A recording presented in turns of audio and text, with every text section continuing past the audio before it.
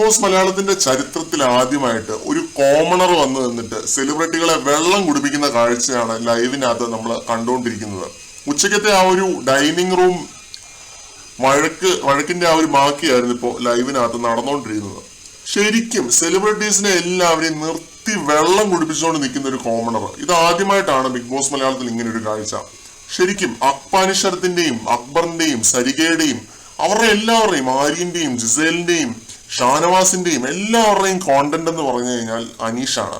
അനീഷ് ഇല്ലെങ്കിൽ അവിടെ കോണ്ടന്റ് ഇല്ല. കഴിഞ്ഞ ഒരാഴ്ചത്തെ കോണ്ടന്റുകൾ എടുത്തു കഴിഞ്ഞാൽ അതിലും അനീഷിന്റെ പേരുണ്ട്. ഇങ്ങനെ ഒരു കണ്ടസ്റ്റന്റ് ഇത് ആദ്യമായിട്ടൊന്നുമല്ല ബിഗ് ബോസ് മലയാളത്തിൽ, പക്ഷെ ഒരു കോമണർ ടാഗ് ലൈനിൽ വന്നിട്ട് ഇങ്ങനെ ഞെട്ടിക്കുന്നത് ഇത് ആദ്യമായിട്ടാണ്. ഇപ്പൊ തന്നെ ചോറ് കളയാൻ പോവാണെന്ന് പറഞ്ഞിട്ടുള്ള അനീഷിന്റെ ഒരു സീൻ ഉണ്ടായിരുന്നു ലൈവിനകത്ത്. കാണേണ്ടത് തന്നെയായിരുന്നു. അത് കിടിലനായിരുന്നു ശരിക്കും. ചോറ് കളഞ്ഞിട്ടില്ല എന്നുള്ളത് ബിഗ് ബോസ് പ്രത്യേകം സൂം ചെയ്തെടുത്ത് കാണിക്കുന്നുണ്ട്. കളയാൻ പോവാണ് എന്ന് പറഞ്ഞതേ ഉള്ളൂ. അപ്പോഴത്തേക്ക് എല്ലാം കൂടെ വന്ന് ഇളകി, ഓ ചോറ് കളഞ്ഞു, നീ എന്ത് കൃഷിക്കാരനാടാ, നീ ആണോടാ കൃഷിക്കാരൻ, നീ കൃഷിക്കാരനൊന്നും അല്ല എന്ന് പറഞ്ഞു കഴിഞ്ഞിട്ട് അനീഷിന്റെ മണ്ടയ്ക്ക് കയറിക്കൊണ്ടിരിക്കുന്ന കാഴ്ച.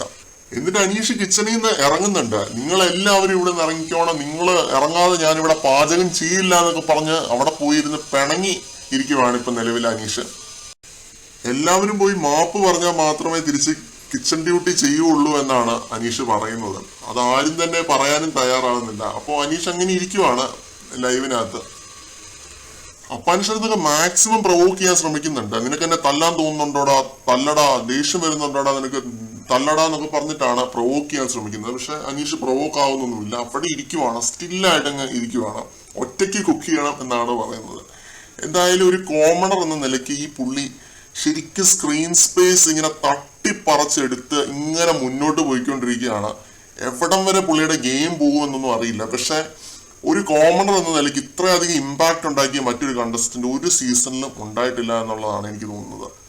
അത് അനീഷിന് മാത്രം അവകാശപ്പെടാൻ പറ്റുന്ന ഒരു കാര്യമാണ്.